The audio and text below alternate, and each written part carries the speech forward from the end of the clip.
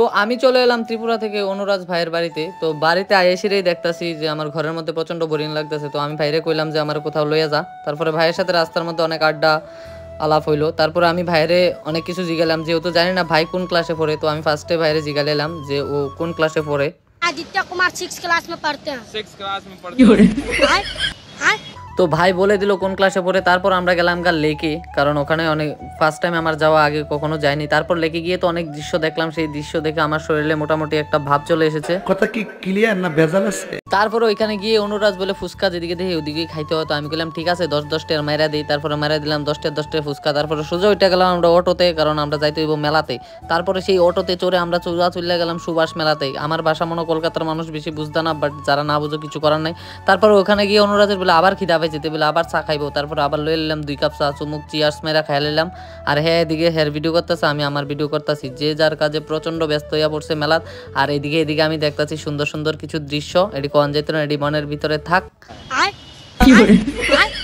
তারপরে আমরা সোজা চলে গেলাম মেলাতে গিয়ে দিয়ে প্রচন্ড ভিড়ে ঠেলাঠেলি খাই, আমরা ঢুকতে পারতাছি না। আরে কি কষ্ট হইতেছে। আর গরমের দিকে ভিজা গেছে, আসলে মানুষই নেই, খুব কম মানুষ আমরা, কারণ উচ্চ মাধ্যমিক এবং মাধ্যমিক পরীক্ষা চলতেছে, তার লাগে মানুষ কমাইছে। আর এদিকে আরেকটা আছে rose day propose day, hug day যে আছে সবাই দিন দিতে হচ্ছে, তার লাগে মানুষ কমাইছে। আর এদিকে ঝুমকার দোকান দেখছে অনুরাগ ভাইয়া দেখা কইতেছে আমার যদি গার্লফ্রেন্ড থাকতো একটা ঝুমকা লইয়া যাইতাম। তারপর আমিও খুশি হয়ে গেছি, আমি কিছু আরে সেম টু ইউ, আমারও গার্লফ্রেন্ড নাকি আর করবো। এরপরে আবার গেলাম গা আমি সুজা, এটা কি জানি চলতাম নাম জানি না, কিন্তু ঘুরে শুধু।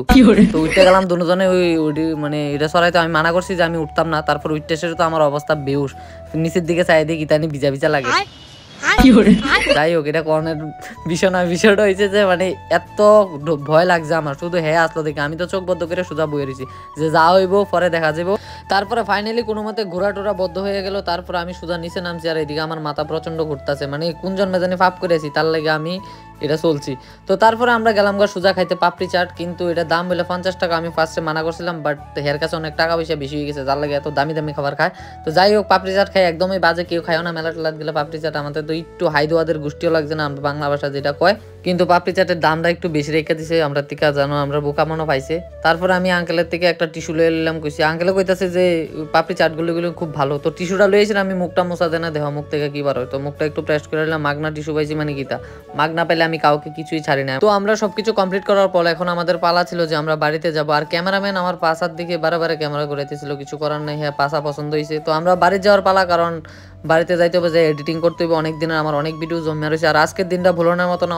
অনুরাজ ভাইয়ের লোকে অনেক মজা করছি। আশা করি আবার নেক্সট টাইম আমো, এবং দুজনে যেহেতু অনুরাজ ভাইও ত্রিপুরায় যাইতেছে, তো অনেক মজা করম দুজনে একসাথে।